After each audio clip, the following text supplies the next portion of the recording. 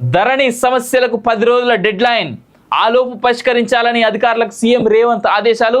తహసీల్దార్ RDO లెవెల్లోనే వేగంగా పరిష్కరించాలని orders.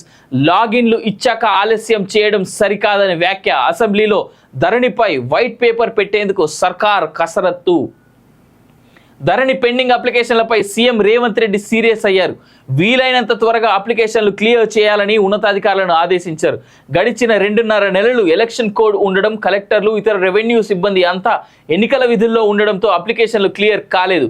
ఈ క్రమంలో రాష్ట్ర వ్యాప్తంగా ఇంకా 1,00,000కు పైగా అప్లికేషన్లు పెండింగ్లో ఉన్నాయని సోమవారం వెలుగులో పబ్లిష్ అయిన స్టోరీపై సీఎం రేవంత్ రెడ్డి స్పందించారు. కోడ్ ముగియడంతో సోమవారం నుంచి కలెక్టర్లలో గ్రీవెన్స్ మొదలైంది. కాగా కలెక్టర్ల ఆధ్వర్యంలో నిర్వహించిన ప్రజావానికి తొలి రోజు ధరణికి సంబంధించి అర్జీలు అత్యధికంగా వచ్చినట్టుగా సీఎంకు తెలిసింది. దీంతో ధరణిలో పెండింగ్ సమస్యల కోసం ఒక టైం బాండ్ పెట్టుకుని పరిష్కరించాలని అధికారులకు సీఎం రేవంత్ రెడ్డి ఆదేశించారు. ఎట్లా చూసుకున్నా సరే ధరణికి సంబంధించి ఏవైతే ఇష్యూస్ ఎవరికన్నా ఉంటే వెళ్ళండి, కలవండి అనేటువంటి మాట సింపుల్గా కనిపిస్తూ ఉన్నది.